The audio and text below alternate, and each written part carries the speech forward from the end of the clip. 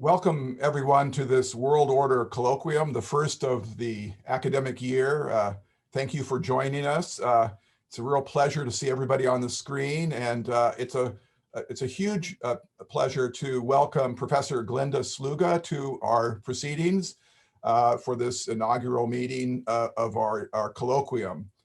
Professor Sluga, who I'll introduce now, will be talking about her new book, and we're very excited about that. Glenda is a professor of international history and the Kathleen Fitzpatrick Laureate Fellow at the University of Sydney. She is currently on leave, seconded to the European University Institute, where she has a joint chair, each institute on a different hill, as we have found out. One chair in the international history and the history of capitalism, and the other at the Institute for Advanced Studies. Glenda is a fellow of the Australian Academy of Humanities, and she's the recipient of many awards and honors, too numerous to mention. In 2020, she was awarded the prestigious European Research Council Advanced Grant for a 5-year program on 20th century economic thinking. She's also a prolific author and has books that many of us, I think, on screen really enjoy and cherish in our own work. One book, Internationalism in the Age of Nationalism, it's right here, has been very special to me as an international relations scholar, engaging historians who have been much more so than international relations scholars looking at the 19th century and the rise of internationalism as it emerged, as nationalism itself emerged across Europe and across the Atlantic and beyond. So her work has been very interesting and important for some of us outside of history, and very excited about that. Another book she's done with Patricia Clavin is Internationalism, a 20th Century History, again, working in this area of international history and the 19th century precursors to 20th century internationalism. And I'm happy to say, finally, that she is the author of a forthcoming book by Princeton University Press, which she, I think, will be talking about today, The Invention of International Order, Remaking Europe After Napoleon. Glenda, we're very pleased to see you on the screen. We only wish we could welcome you in person, and I hope we will do that next year or thereafter, but welcome to Princeton and to the colloquium. And so the floor is yours. I think you'll speak for 25 minutes or so, and then we will open things up. And those of you who are tuning in, we will call upon you for in the Q&A session, and we'll let you ask your own questions. But before that, Glenda, welcome. Thank you so much. I mean, it's really wonderful to be in this space. I see some familiar faces, and very nice to see you, Natasha. Hello. And of course, thank you for allowing me to be part of your Reimagining World Order group for today. And thanks to Chika Tanuka for all her help in the setting up of this in the last few months. So my take on Reimagining World Order comes via this book I've just finished entitled The Invention of International Order. So I'll just share my screen. I have a PowerPoint. And sorry, just going backwards. Right, so let's leave it there for a minute. Okay, so this book has taken me out of my 20th century comfort zone back 2 centuries to the Napoleonic Wars, or at least the last few years of those wars from 1812, and the peacemaking that ensued from about 1814, and often associated more familiarly with the Congress of Vienna. And it goes into the mid-19th century and the breakup of the concert of Europe that occurs in the course of the Crimean War, and then the Peace Congress that takes place after that. So I'm not alone in thinking about this period as an important point of origin, I think, in genealogies of international order, let alone in the context of trying to understand the current crisis of international order. And of course, we all know John's own recent work, A World Safe for Democracy, which does cover the last 2 centuries. And then there's the long historiography that has existed, including the well-known book by Paul W. Schroeder from 1994, The Transformation of European Politics, in which he argued that this was, in fact, a new era of diplomacy, or that it seeded a new era of diplomacy and international politics, international security, and possibly international society, at least as far as Europeans were concerned. For Schroeder, the statesman's collective experiences of struggle against Napoleon were the decisive turning point in the transformation of the governing rules, norms, and practices of international politics, above all in the field of ideas, collective mentalities, and outlooks, competing even with the French Revolution for political significance. Emphasizing in particular the experiences of these statesmen involved in peacemaking at the end of the wars, he added that they recognized the value of intermediary bodies, of concert and grouping methods, that these methods encouraged an increasingly mainstream, modern view of the possibility of a political equilibrium in international affairs without a geopolitical balance of power, and that they imagined, and that's using your word, not Schroeder's, they imagined international politics as restrained by consensus and bounded by law. And then in John's own book, he cites Jennifer Mitzen's recent work on the enduring legacy of the Concert of Europe, which he argues is widely acknowledged as the first modern international security institution, and thus a precursor to international governance as we know it today. What I want to try and add to this history, as an historian, from a historian's point of view, I guess, is to show that this international history or order making reveals a characteristically modern tradition of investing in the politics between states, where that investment not only involves statesmen, but non-state actors engaging in the political potential of transformation and the imagining of politics between states, rather than reimagining, because if we think of it as a kind of originary moment, it's really the imagining of politics between states, an invention of an international order, introducing at times radical political and economic ambitions into those politics. And the focus, I add, is on who gets to do politics, who gets to be political, what is understood or imagined as a legitimate terrain of politics, and how that changes, how Europe comes to assume authority for the world.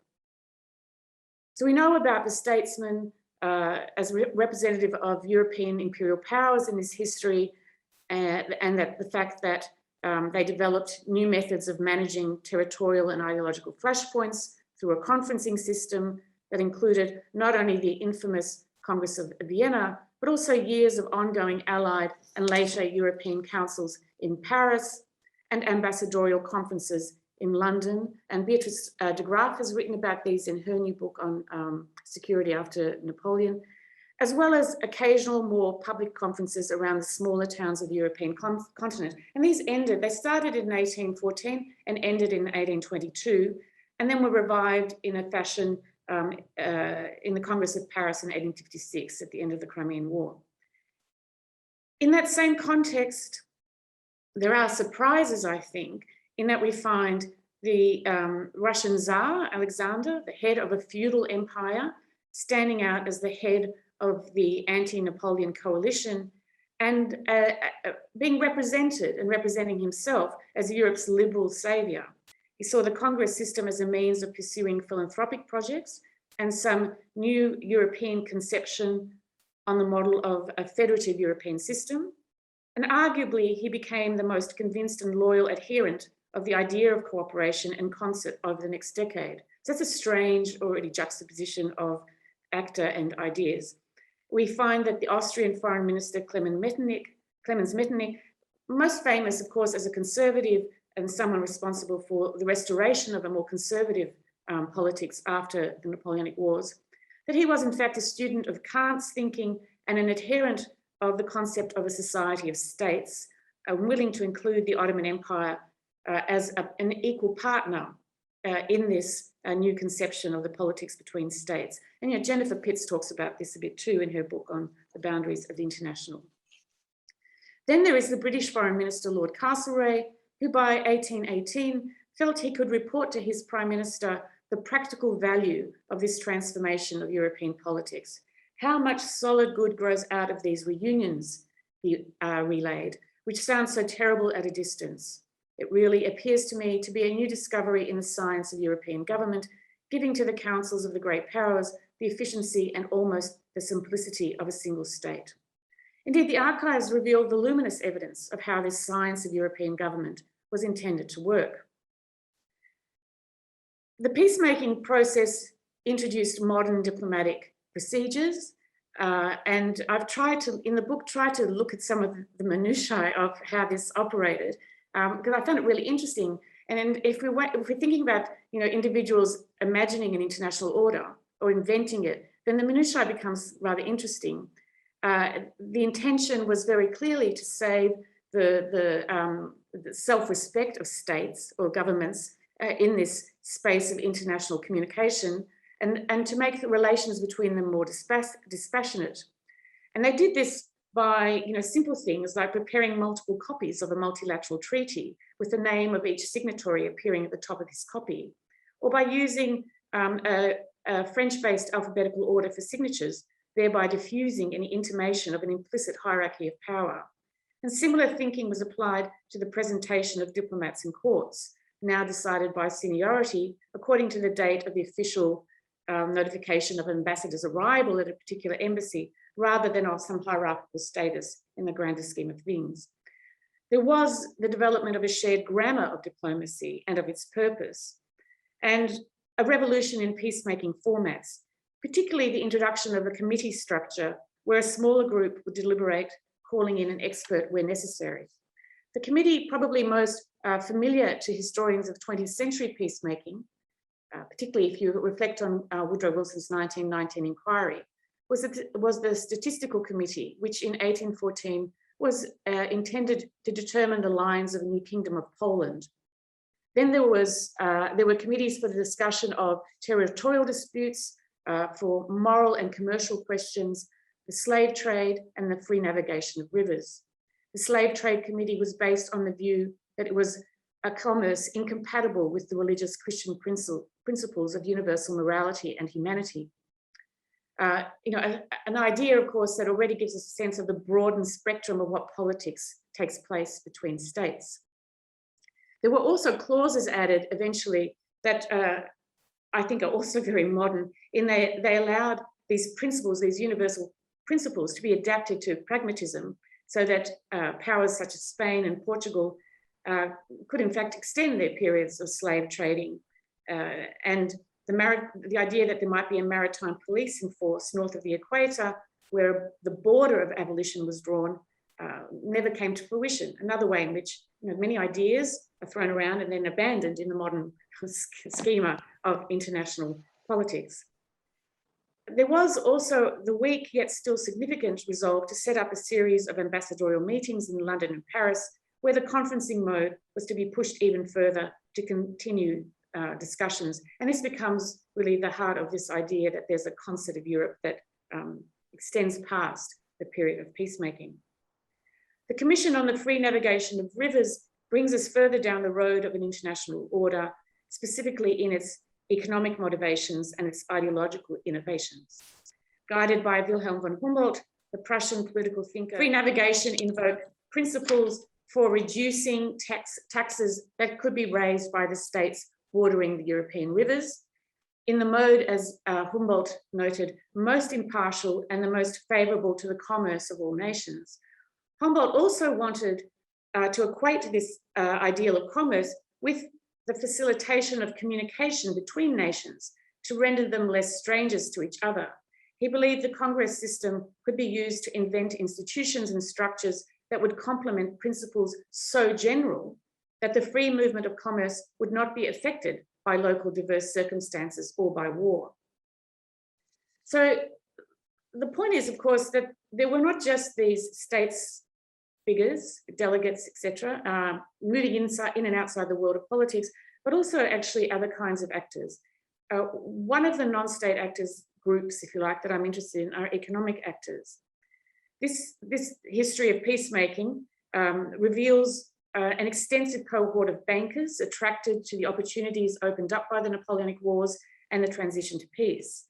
They would become essential credit providers to states, just as they had been during the wars, in the opportunities of peace.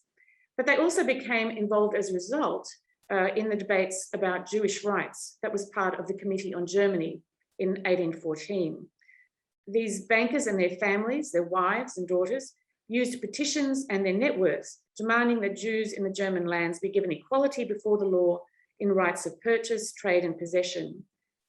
And in this way, they also contributed to the setting of a moral political rights agenda that was much broader than anything before. These economic actors brought to international politics opportunities for credit and the invention of international finance as well, entangling the fate of nations and international relations. In the Congress setting of Aix-la-Chapelle that led to Castlereagh's optimistic view of the science of European government, the London Times reported that the operation of bankers has been found as necessary to this Congress as those of a commissariat are to an army.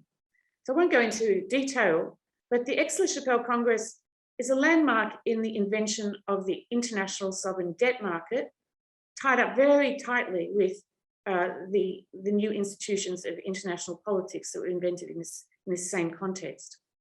The debt market was invented to allow France to pay its occupation and reparations debt to the coalition powers, a debt that was of equal magnitude to the terms of the burden imposed on Germany after the First World War. And in this case, France was to be able to pay back the debt by being offered credit through a transnational system of rent raising to Europe-wide public investors, including the diplomats themselves, who were all very invested in this. And it was the diplomats that took the credit model to other national contexts.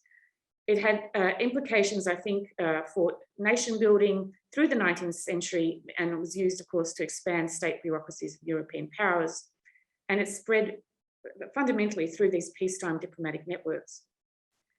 Other kinds of economic actors were also seeking to influence this space, politics between states and what could occur in that space. For example, the utopian socialist Robert Owen, who attended the Congress of Aix-la-Chapelle, presented two memorials that he had written and printed on behalf of the working classes. Owen ran a factory in New Lanark on the border of the English border with Scotland that was very famous at the time for instituting many of these utopian socialist practices. And a number of the statespersons who were at the conference knew him, had been to visit New Lanark. The Rothschilds had given him an introduction to the conference itself. The memorials were addressed to the peacemakers on behalf of the working classes, and they concerned the threat posed by economic inequality to the future peace and security of Europe. His message was that the technological industrial changes spreading through Europe were exacerbating economic inequality, and that the overwhelming effects of new scientific power, whether the steam engine or the factory system, were undermining the exchangeable value of manual labor as the source of individual wealth. And he, in fact, argued that it was important that this politics occurring between states was a place that took on board the economic implications of the changing world order, if you like, and industrialization, the economic implications for world peace, for permanent peace in the wake of the Napoleonic Wars. He predicted a future where, in fact, everybody's needs could be satisfied, or the unequal distribution of wealth would lead to revolutions and further wars. The London Times was impressed enough with Owen's ideas to reproduce them fully in their newspapers. So Owen's story, I think, reminds us of the multiple strands of economic thinking that existed in this originary moment of international politics, just as his confidence in the power of petitioning is testimony to the engagement of an emergent middle class more generally in what we might call international affairs. The last group of political actors I want to look at are women. So my slides are a bit behind, you can read this one and I'll get to the women. women engaging this new, expanding and contracting international domain of political culture. I'd argue that the new post-Napoleonic international order was a product to some extent of the thinking of an exceptional woman. And that woman was Germaine de Staël. Now, she sits at the heart of a political and social and economic history of what actually happened to bring about the end of the Napoleonic Wars and then the agenda of peacemaking that takes place afterwards. And the fact that she does so also establishes, I think, an important paradox at the heart of this development of the invention of international order.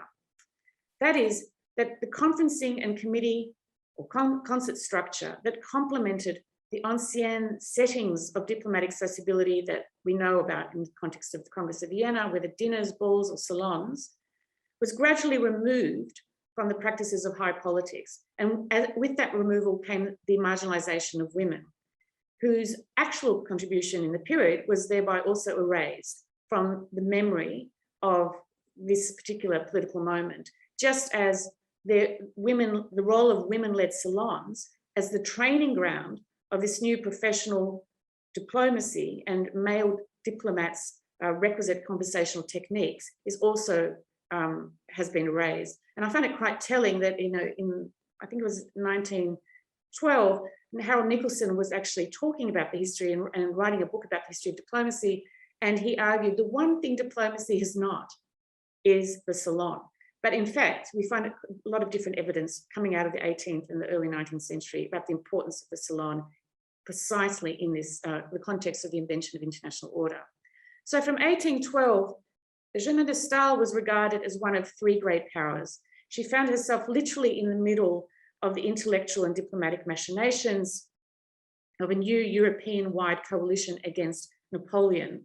She became a practical and intellectual linchpin of the creation of the anti-Bonaparte coalition through her writing, salons and networks. Her articulation of the principles of liberty and independence in combination with her own actions became integral to the machinations for a new international order.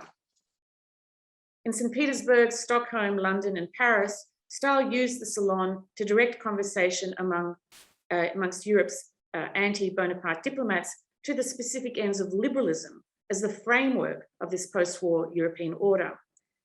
So in the context of the invention of a liberal international order, we discover that debates over the principles that would guide the framing of this post-war European peace were actually, to a large extent, initiated and moderated by Staël.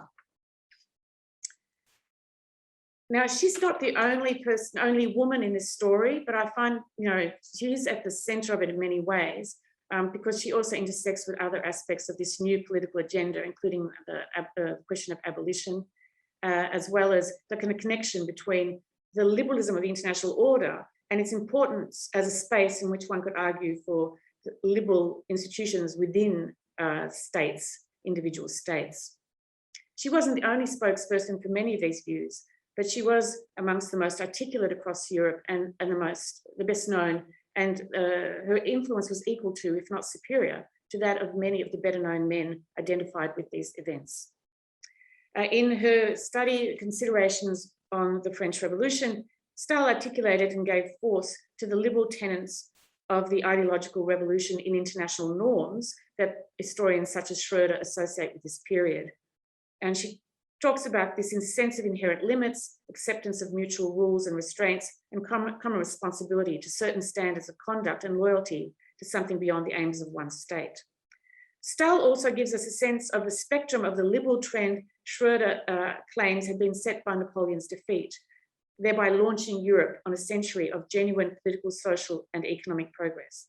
Now, there are, as I said, other women, I won't talk about them here. Wilhelm von Humboldt's wife, Caroline, becomes an important advocate of German nationalism as a form of Republican patriotism, but also anti-Semitism in her correspondence with Wilhelm as he's participating in the Congress.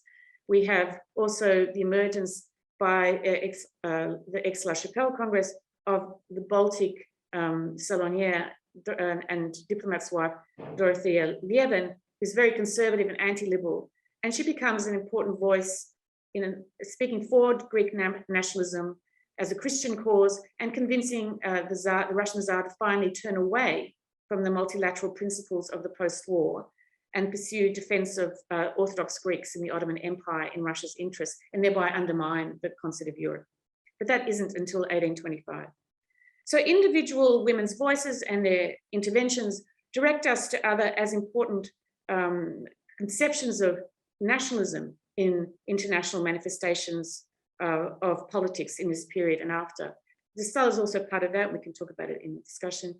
But in this context, there's a particular weight given to Christianity in this new international order. Now, of course, this leads us to all sorts of problematics about what's liberal, what's illiberal, which is the international order that's being constructed that becomes the legacy of the 19th and the 20th centuries.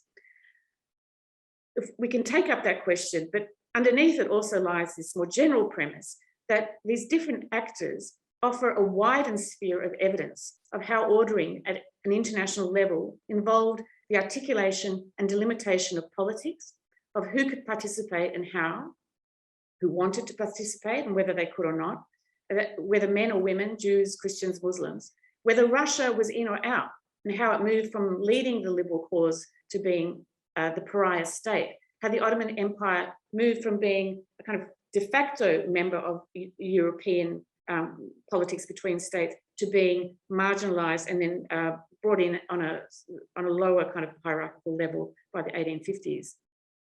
By way of conclusion, I want to argue that, or set up a few arguments. First of all, at the end of the Napoleonic Wars in 1814, no one set out to invent an international order. Now, even now, this abstract concept does not easily translate into a topic for policy making. No one has a policy on international order usually in their ministries. On some analyses, the international order is a collective design effort by world leaders coming together to reconcile their interests. Alternatively, it emerges not from cooperation and deliberation, but this is me quoting other people, but from a cruder calculus of power and material constraints. Or we might define the source of international order as the political organization of authority, pressing us to think beyond individual motivations to the nature of politics itself. Who has authority? How do they get it? What ordering enables that authority or is produced by it? So as you can tell, my emphasis is on both the international and the order part of this equation. So that's the spirit in which I undertook the project and ended up with a picture of a broadened landscape of political engagement and of the paradoxes that shape the invention of international order as we know it. I do have a larger argument about what do we know about the international order, and I think we don't know as much as we think we do. But the ordering involved in this international politics led to the formal exclusion of women, although women were and remained involved in diplomacy and the politics between states. The international scope of this new order was, as we know, European-centric. More specifically, it involved the fashioning of Europe to the formal exclusion of the Ottoman Empire, and I tried to show how this happens, and then its reintegration as a lesser power. While Russia led the liberal agenda of the peacemaking, it became the pariah state on the fringes of Europe. Although recently, I think Putin was trying to resuscitate the history of Tsar Alexander's role in this European context. And finally, the other paradox I'm interested in is that the liberal dimensions of the international order were not only the work of women, but of men such as Metternich, to the extent that he stood for this older idea of a society of states. So that the liberal international order is rooted in a kind of pre-1814 moment where the society of states is much more inclusive and it's articulated by a conservative aristocrat who basically doesn't want war. So he's also the greatest advocate of the peace ambitions of the Congress. Does the story we tell about the history of international orders matter?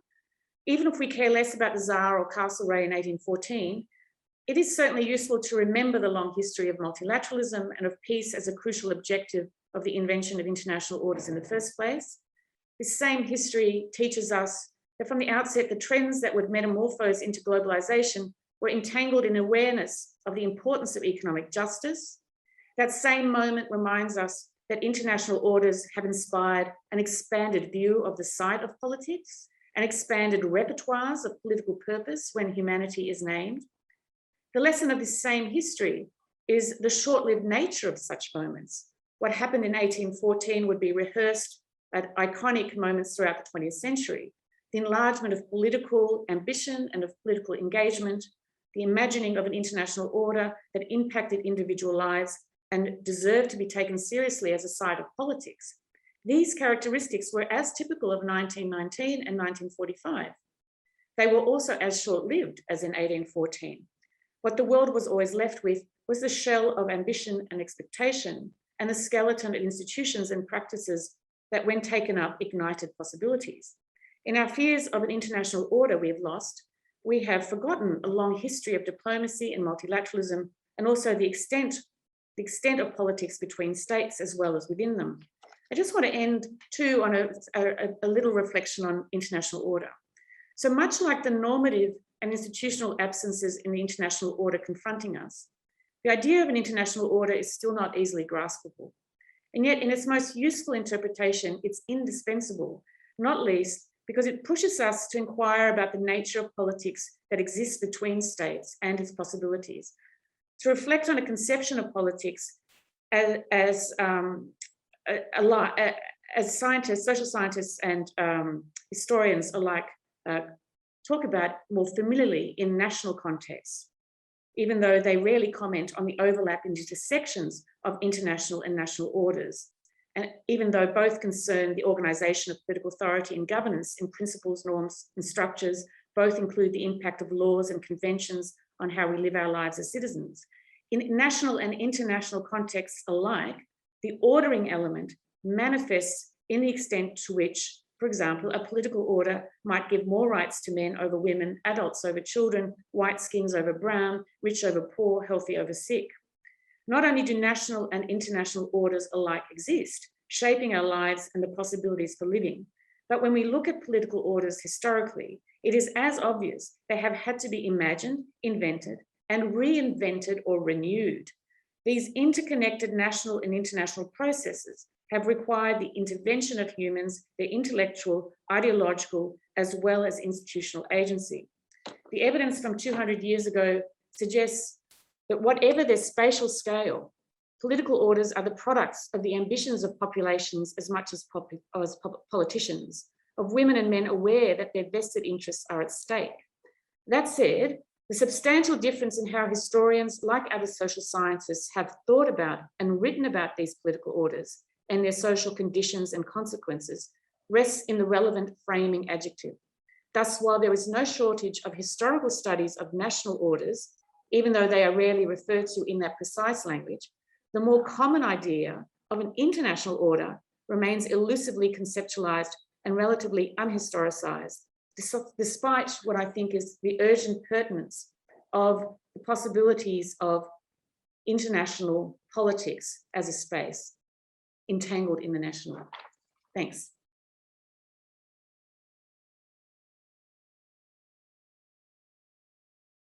I will now Thank you, stop. Glenda. That was terrific. And we're going to now invite a conversation. I've got a question, but I'll hold off. Chika, do you want to? Chika and Tolia, for those who are on the screen, are the postdocs that really run our program. So I've asked them to field questions, and I'll wait my turn. But Chika, do you want to?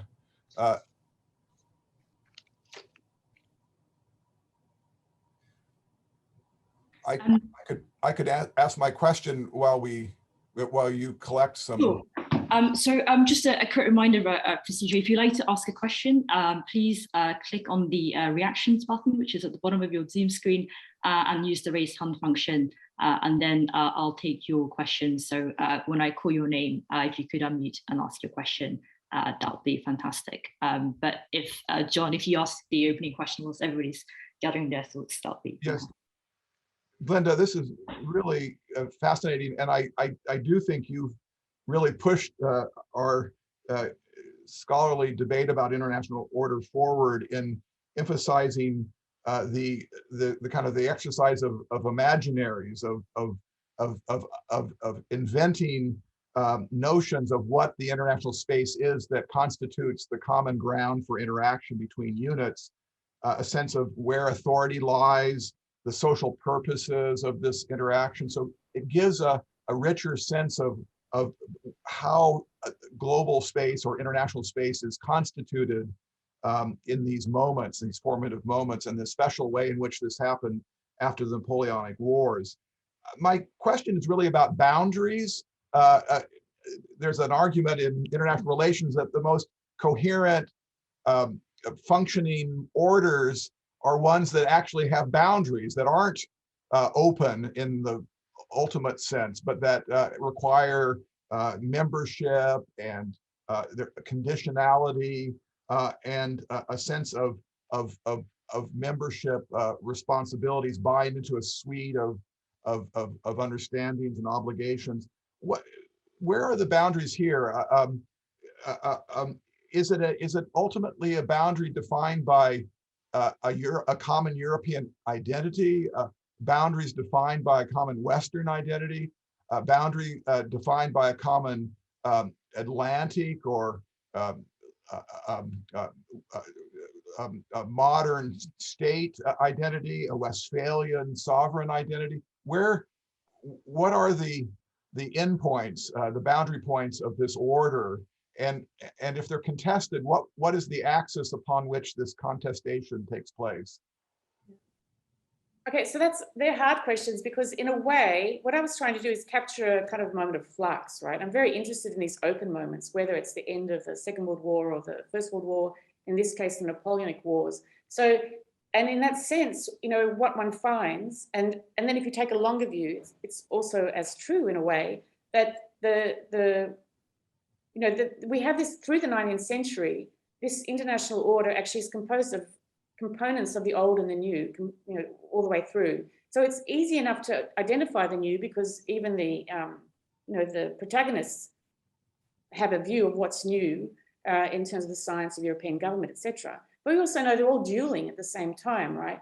They're off solving their problems with duels, and or they're still having, well into 1856, for example, the Congress of Paris, which is modeled on the Congress of Vienna, but it's a reversal of the victor story, right? So now the French are on top, and they're really keen to kind of relive the Congress of Vienna, but with themselves controlling it, because they've won with the British and Austrians won the Crimean War, if you like. So in that sense, there's no kind of one order, I suppose you could say, at any one moment. And what's interesting is dissecting the different components of it. B, that these people are actively, inventing and reinventing. So I found really interesting, Paul Schroeder takes a much more fixed view of that moment, right? So these statesmen have this experience of the Napoleonic Wars, 25 years of war, and they're really conscious of the importance of peace, and that experience brings them to, create these institutions and to put the emphasis on the importance of permanent peace and trying to strive for it. But actually, when they die, 1820s, they all start to die out, or they commit, incarcerate, commit suicide. What happens to that, right? Because we do have a new generation comes in with no memory of the Congress even, or any affiliation with those ideals. And there's a kind of a thin infrastructure. And then it gets taken up through the 19th century and the 20th. And we know that Wilson, for example, thinks of that whole period as retrograde, and he's going to define 1919 against that. So, I guess we can do a kind of objective analysis of what that order is in 1814, for example, in the process of it playing out in peacemaking. And you would find these paradoxical elements that don't allow you to say it's completely a new moment or old. And those keep playing out through much of the 19th century. So you get a new rhetoric about international order, or what we would call it, in terms of these relationships and institutions, but actually you still get a lot of the old practices happening. So sociability is still important, salonières, but they're kind of under the radar and they don't operate with any transparency. Not that they, less transparency than before, and are seen as a threat in a way to these new institutions. So there's no easy answer to that, I suppose. It depends on how you look at it. But and we can pull out elements of which I try to do the modern international order, it's very clear what is modern and what's old. I do try to come to some evaluation of that at the end, but it keeps changing. What's interesting is looking at how it gets reinvented through the 19th and 20th centuries. It's a long answer, so I'll stop. Thank you. Fantastic. So our next question is from Philip Nord. A wonderful talk, very engaging. My question has to do with the use of the word liberal, and I think you were anticipating this. One of the features of the congresses as they get started, and then the behavior of individual actors, at least according to Beatrice de Graaf, is not just to prevent a replay of a Napoleon, but of revolution in general. And where revolution appears or stirs, military intervention is sanctioned, whether it's in Italy or it's in Spain. In addition, I mean, this is an old memory. I don't know how true it is, but the Congress is not friendly to republics. The Dutch Republic disappears, the Venetian Republic disappears. So if I'm not going too far, liberalism has a very particular meaning, that it is, I'll call it counter-revolutionary, make it anti-revolutionary. It's also tends to be ill-disposed to republics. So now, of course, Germaine de Staël was a Republican, but of a directorial, non-democratic sort. So what I'm suggesting here is that there are political parameters to what the liberalism of the Congress means, and that they entail anti-democratic, anti-revolutionary commitments that are executed on the ground, and that's a feature of the international order of the early 19th century.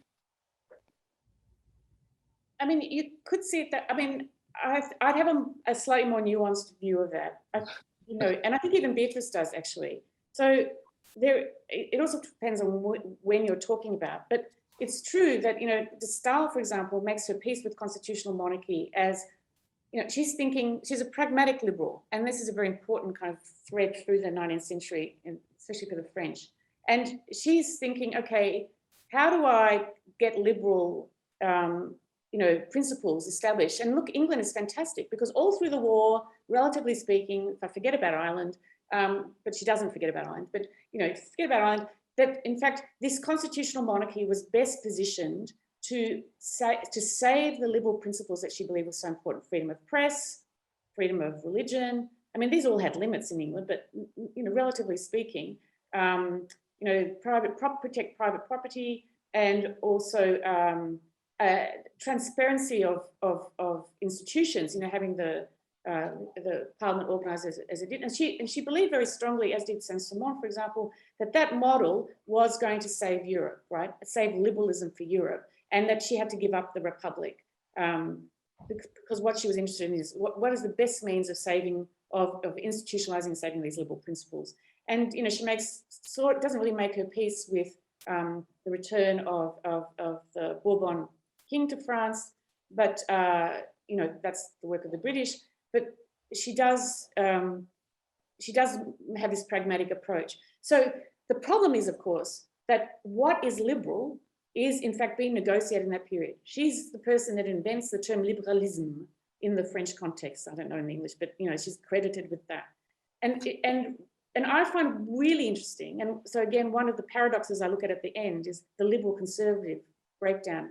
So the biographer of Castlereagh, John Bew, talks about Castlereagh's politics, and he says you can't say he's conservative or he's liberal. He's kind of like a character out of a Walter Scott novel. You know, they're kind of moving between their stations. It's not quite as fixed in the way that we might expect. So for an IR scholar, I suppose, or an international historian, trying to understand, you know, what is the liberalism of this particular international order, I think the interesting thing is the awareness of and the adherence to this idea. So there's a lot of talk about the Tsar as the savior of liberal, you know, of liberal principles in this post-war order. It's used in relationship to him, but not to others, right? So they're the interesting paradoxes. We can't quite fix this. So we can't come with the category from the present and pose it. But what I find interesting as a historian is how it's perceived at the time, and what are the liberal parameters. And they are actually, they are the ones that I think probably would still hold now, in the sense of de Stael's principles about freedom of press, freedom of religion, individual freedoms, private property, and the institutions that allow that to occur, democratic institutions and transparent democratic institutions, meritocratic institutions. So that is what she wants transplanted into France. Constitutions are a part of this order. Bentham, the Tsar goes to visit Bentham, Jeremy Bentham in London. Bentham says, do you want a constitution for Poland? I've got one. Do that, right? But, so it is, I think it's interesting. And I think it's interesting moving away from any one-sided view of actually what is going on. And, even anti-revolutionism is, for some people, about status quo, functional societies. France has had lots of revolutions. How do we have peace? How do we have a functional society that allows people to prosper? And revolution is also interpreted in those terms as a threat to those sorts of things. Thanks. And next we have a question from Tolly Elefshin. So much. Thank you, Glenda. Really enjoyed the talk. It was fascinating, and I can't wait to read the book when it comes out. I wanted to ask you about one of the features of the Congress of Vienna and the International Order that it inaugurated, which, from my point of view, just taking in your talk, seems like one of its more striking features. It marked a moment of a tremendous discontinuity in the architectural complexity of the international order. A lot of new devices are created, a lot of new mechanisms are created for lubricating the functioning of world order. And some of these inventions might not have been deliberate. They didn't set out to invent, to innovate, to improve the functioning of international order. But these mechanisms are all created at the same point in time. And my question really is about the sequencing, the chronology of this, because it seems to me that if you go back in time and you look at the past congresses, whether it's Utrecht, whether it's Osnabrück, whether it's Augsburg, the statesmen gathered at those congresses, they all rehearse, they all have recourse to the same basic toolkit of instruments. And there is very limited institutional innovation happening at those junctures. At least that's the perception. And then once you reach the Napoleonic period, all of a sudden these forces are catalyzed, and at the Congress of Vienna, new instruments are brought into existence in enormous, seemingly historically unprecedented quantities. So my question to you is, and I wonder if I can ask you to speculate about this. I understand that this is quite difficult in teasing out the causal antecedents, especially if something so world historically unprecedented can be tough, but I wonder if I can ask you to speculate about why it is that we get that in 1815 for the first time in the history of the modern international system, and not earlier or later. Thank you. Oh, I do have an answer to that question. I think it's a really good question. I was thinking of you as I was describing all this. So by 1815, of course, we have a different world in the sense that we have the states that are becoming more and more bureaucratized, right? So it's very clear that the practices that are being developed in this context are being carried over from state practices. So in 1813, and Schroeder talks about this meeting, the importance of it. So the Allies have a meeting in Chaumont as they're coming down, heading towards Paris, where they're trying to work out how far they're going to go, right? We're going to take them off. Do we want Napoleon to stay? I don't know. Anyway, and they also are suddenly very conscious of their meetings, and they say, now, here's what you need to do. The English are running the meetings, and they're borrowing, meeting arrangements and approaches, processes. So now everybody must be given copies, handwritten, of the minutes from the last meeting. So when you come to the next meeting, we all have the same information, right? Everybody must read that information, and then when they come, the chair must ask people, are to be asked questions. So they're borrowing this. And the other thing that's happening, of course, is that, so we've got much more developed state practices that are being translated into these contexts, but also they're all watching each other. It's really, you can see it happening in the letters. I always forget which way this goes around. So I think it's the Prussians watching the British, or the other way around, I can't remember. They're looking at the uniforms and they're saying, you know what, we should have uniforms for our diplomats too, that makes it clear that we all belong to the same state and we all have this, that what our order is. So, you know, the insignia tells, so they're watching each other and borrowing and translating. And of course, the Prussians have a very, you know, they're also bringing to bear their state practices and bureaucratic know-how. So that's what's going on, I think, very clearly in that period in comparison with the earlier periods. Thank you. Next, we have a question from Rikyo Inoue.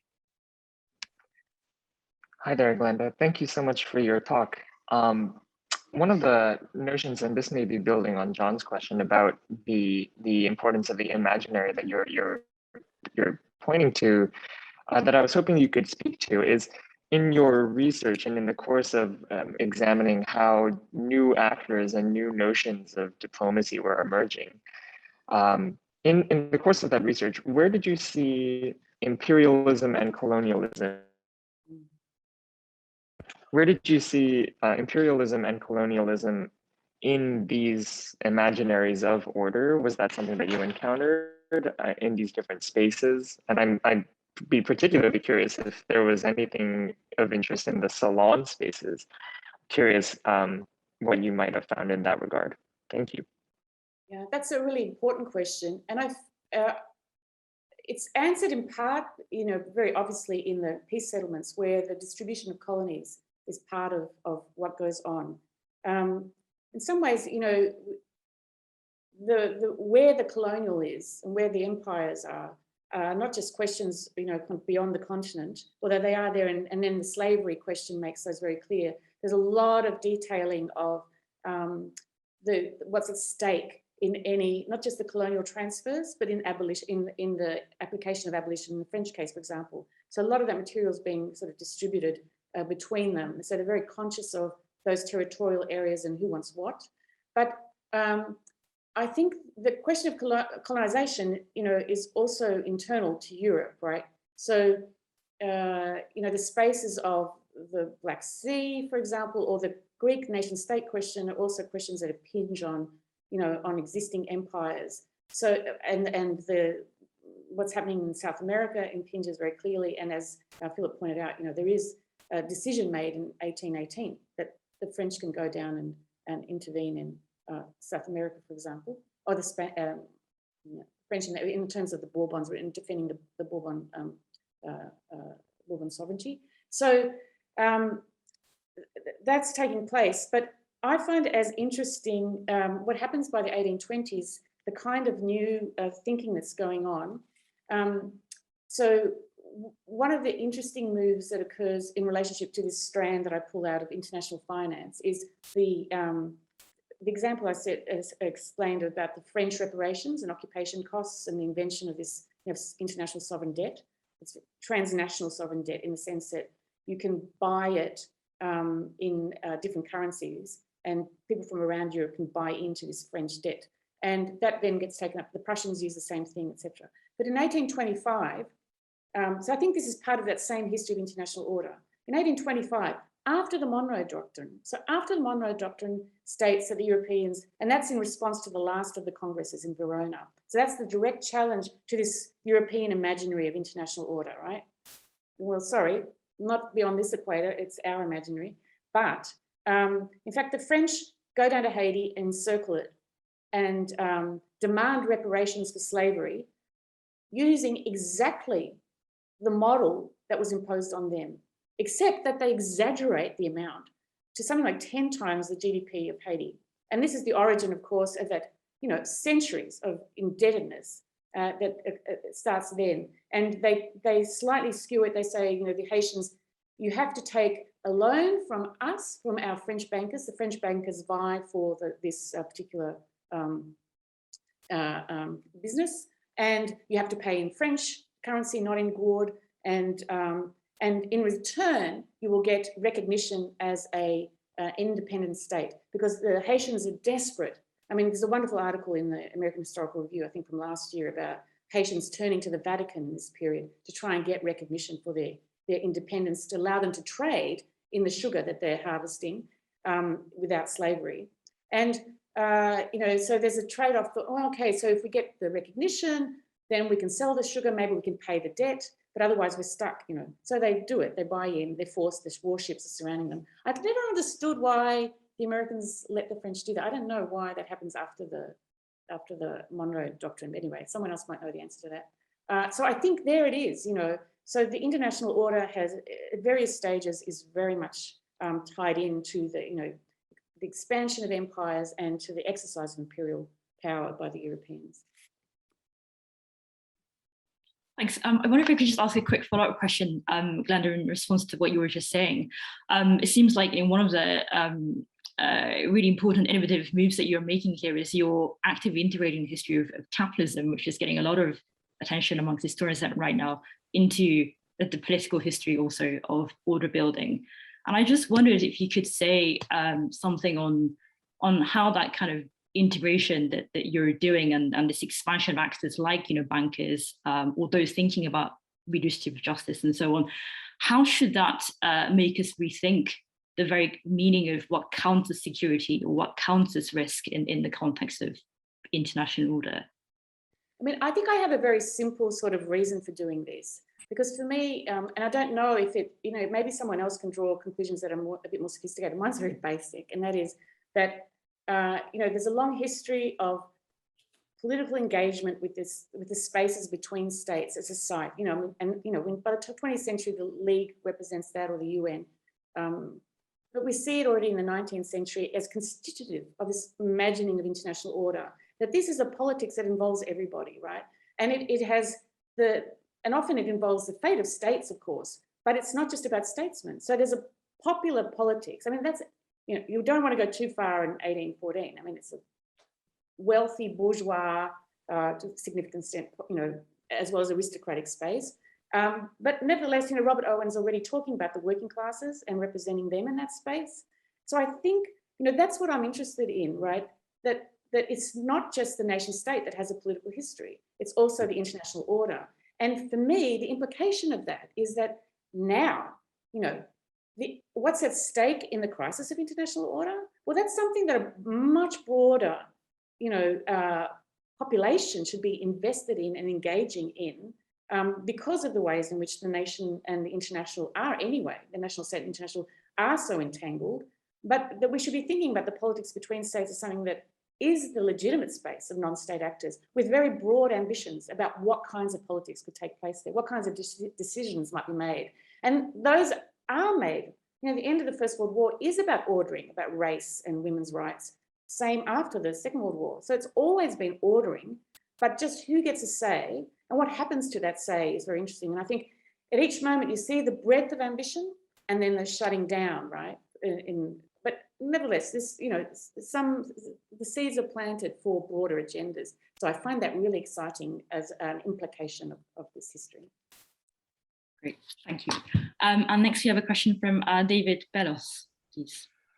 Well, thank you for that wonderful talk. And my question actually follows on from the last interchange quite well, because I'm very interested in your focus on non-state actors in the development of an international order. And I wondered to what extent you can integrate within that story things that happened 50 years later, but are of huge importance for today's international order. And that's the founding of the Red Cross in Geneva in 1864, which was a completely voluntary effort, but ended up binding states to an international order. And then 20 years later, the Berne Convention on Intellectual Property and Authors' Rights, which again, you know, arises from lobby groups that are non-state actors, but becomes effectively today's international world order of intellectual property. So, you know, how much more of this is there where actually non-state actors are leading the international order towards something that then becomes solidified in treaties? Yeah, so I love that question because it's another thread you pull out from 1814. So, you know, the Red Cross is associated with, you know, also with Florence Nightingale, you know, that whole moment that comes out of the Crimean War in terms of humanitarianism and war. And then we've got the role of the business, you know, the Swiss businessman, whose name can't remember now. Yeah. Henri Dunant, Anyway. Henri Dunant and his chums, yeah. He's a businessman off to Algiers to try and get some property from the from the French, take it away from the Algerians for himself. But on the way, he discovers humanity. So, but really, the interesting thing there for me is precisely the implications of what happens in 1814, this marginalization of women out of the political space. So in the book, I actually, I'm a historian, so I have, general chapters and then I have individual chapters, and the individual chapters are about, men and women.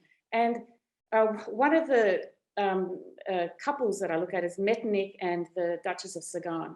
And in their correspondence through this period, she's very engaged in trying to help the wounded coming back from the Battle of Leipzig that are, strewn through the streets of Prague. She sets up a hospital. She keeps asking Metternich, can you do something about this? Issue an order or something. These people are dying in the streets. You need to do something. And so she sets up a hospital. Another Jewish woman with fewer means also does a similar thing, calling on her network of, she's a banker's daughter, the network of friends that are aristocrats as well as banking women to kind of provide funds to work on this. But it's very clear from the exchanges between Metternich and Sagan that when she says to him, wants to talk to him about about the politics between states and diplomacy, and he allows her to run a salon in her Bohemian estate in a pretty crucial period, in Radoborčić, in a crucial period in 1813. As long as she's kind of the hostess, but she's not allowed to talk politics, they had this exchange very clearly. You must not do politics. I got rid of my last girlfriend. Stop doing politics. But you can do this thing that he calls bandaging politics, the politics of bandaging, right? Humanitarianism. And there is, Karen Hageman's work on this period and the rise of patriotic societies for Prussian women, Jewish and Christian, that are meant to, raise funds for patriotic purposes, humanitarian purposes for soldiers. There's a direct line, it seems to me, between the opening up of that space as a legitimate space, humanitarian, philanthropic, it's called, politics for women, bandaging politics, and moving them out of this other sphere of diplomacy. And it's the direct line to Florence Nightingale, and then that real serious institutionalization of kind of the nurse figure and the woman humanitarian in the context of the Red Cross.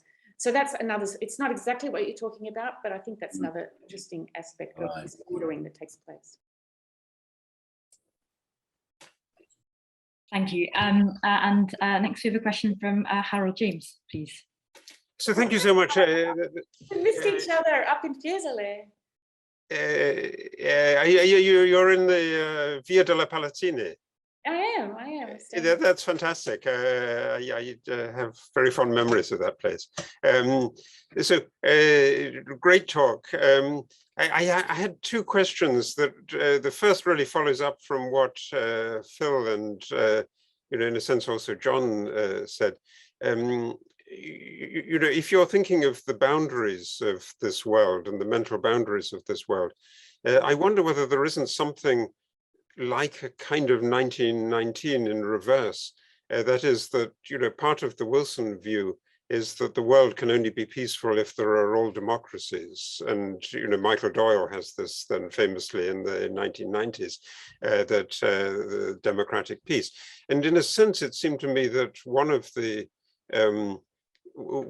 kind of unspoken binding communalities in the Congress of Vienna was that you need legitimate monarchs, and that's why republics are a difficulty, and republics can get out of control, but legitimate monarchs are what you need. And so if you're thinking about new states, it's a famous story about how Greece, when they've got rid of the Ottomans, they need a ruler, and then it's in one country after another, and so they get these minor German princes to be rulers.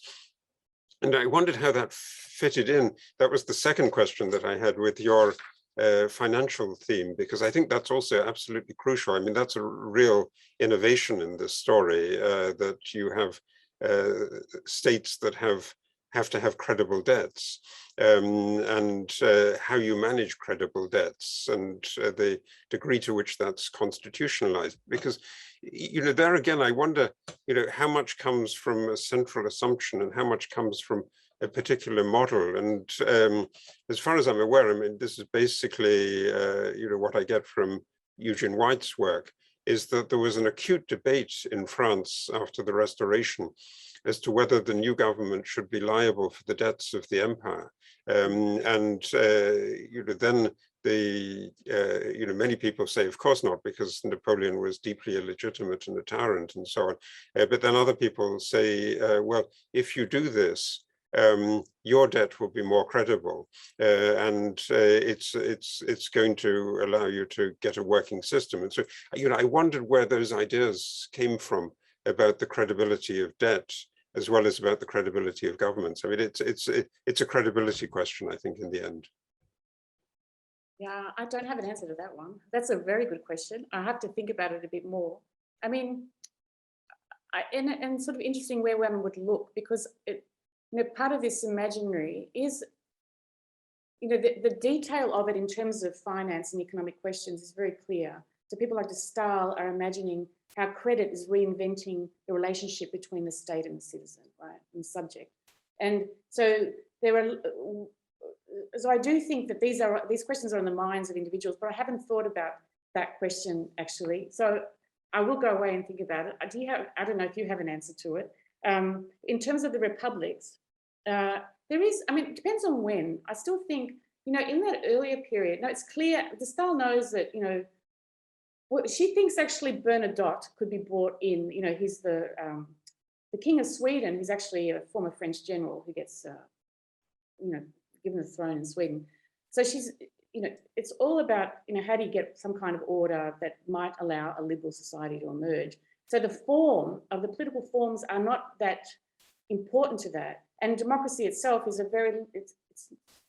equality is there, representing people's will is there, and people's rights are there, even in the kinds of pamphleteering that the Allies do as they're coming into France. Switzerland is a republic, and it's not an issue with that. So, the Swiss come, the Genevans come talking about themselves as republicans. So there are moments, I think, but the republic is no longer it's true, it's no longer fundamental to the imagining of a liberal post-war order. Not imagining republics is not by implication imagining a conservative world order. That's the way I would put it. It's really, what is the means? What is the pragmatic means to a liberal end after these, experiments of the French Revolution? You've got to be able to forget about those before you can get to the next phase. But Switzerland sits there as an example of what's possible for, if Britain represents the liberal future, as far as the style is concerned, we know that it's also the government that's most active in trying to, put in place these monarchs in the Greek case, of course, but even before then. So depends when, and I don't think we make that immediate connection between anti-republicanism and conservatism. But the other question is a really good one, but I don't know the answer. Thank you. Well, Glenda, this has been terrific. I wish you were here in Princeton and we could adjourn outside to Scudder Plaza. Yeah. Or even more to the point, I think there's some of us on the call who would love to be in Fiesole and to adjourn to an outside space to continue the conversation over. For instance, Richard, come across. But we will continue one way or another this conversation, and we just want to thank you so much and thank everyone who's joined us. We will bid farewell to everyone. I would say one thing about the next colloquium will be on November 11th, where Amitav Acharya from American University will talk about his new book. So we will have him here probably again virtually to talk about his scholarship. But without anything else from anybody on the screen, I'll just say goodbye to everyone and thank you again, Glenda. And we look forward to seeing your book coming out next month. Thank you so much. I really enjoyed the questions. Thank you.